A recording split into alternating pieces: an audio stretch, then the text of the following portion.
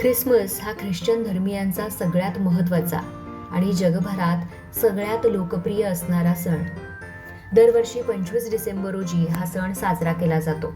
या उत्सवाला प्रत्येक जाती धर्मात समान लोकप्रियता मिळाली आहे. या निमित्तानं रंगबेरंगी सजावट आणि मनोरंजनात्मक कार्यक्रमामुळं या उत्सवात सर्व धर्मातले लोक मोठ्या प्रमाणात सहभागी होतात. ईसाई बांधव हा सण मोठ्या उत्साहानं साजरा करतात. या दिवशी जीसस ख्रिस्त म्हणजेच प्रभू ईसा मसीह यांचा जन्म झाल्याचं सांगण्यात येतं. त्यांच्या जन्माच्या आनंदात हा सण साजरा केला जातो.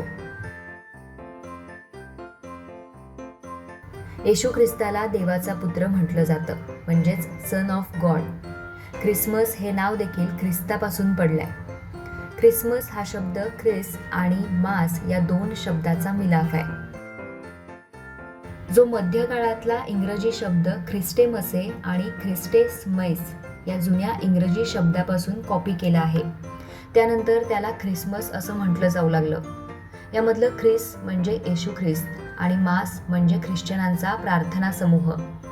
बायबलमध्ये येशूची जन्मतारीख दिलेली नाही, परंतु तरीही दरवर्षी 25 डिसेंबर रोजी ख्रिसमस साजरा केला जातो. या तारखेबाबत अनेक वाद झाले आहेत, परंतु ख्रिस्तपूर्वी 336 मध्ये पहिल्या ख्रिश्चन रोमन सम्राटाच्या काळात 25 डिसेंबरला पहिला ख्रिसमस साजरा करण्यात आला.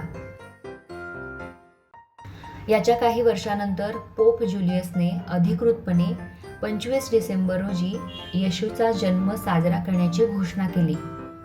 येशू ख्रिस्तांना देवाचा पुत्र म्हटलं जातं.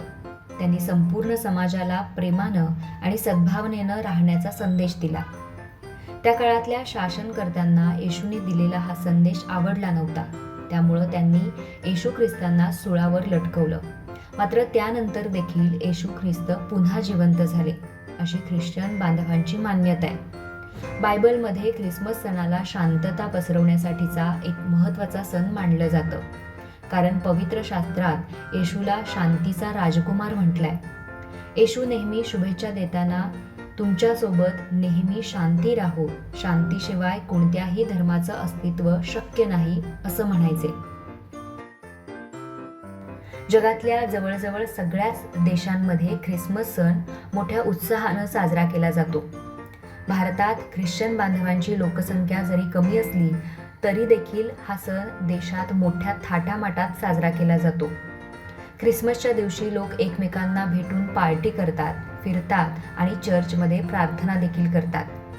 ख्रिस्ती बांधव आपल्या घराला अतिशय सुरेख पद्धतीनं सजवतात. ख्रिसमसच्या दिवशी लहान मुलांना सॉक्समधून भेटवस्तूही दिल्या जातात. अनेक शाळांना या दरम्यान 8 दिवसांची सुट्टी देखील असते.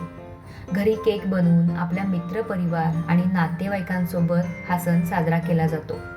दरवर्षीप्रमाणे गोव्यात यंदाही ख्रिसमसची तयारी जोरात सुरू आहे. हा ख्रिसमस अतिशय आनंदाने आणि उत्साहाने गोव्यात साजरा केला जातो. त्याची वेगळी झलक गोव्यात नेहमीच पाहायला मिळते.